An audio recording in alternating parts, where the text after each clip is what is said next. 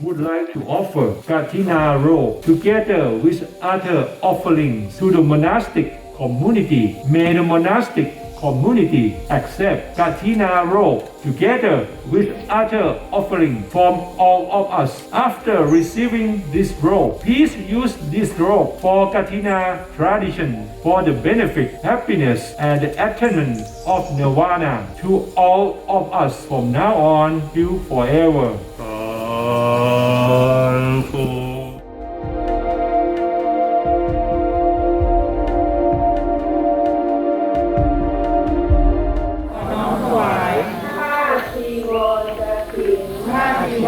พร้อมด้วยบริวารทั้งหลายเหล่านี้พร้อมด้วยบริวารทั้งหลายแด่พระภิกษุสงฆ์แด่พระภิกษุสงฆ์ขอพระภิกษุสงฆ์ขอพระภิกษุสงฆ์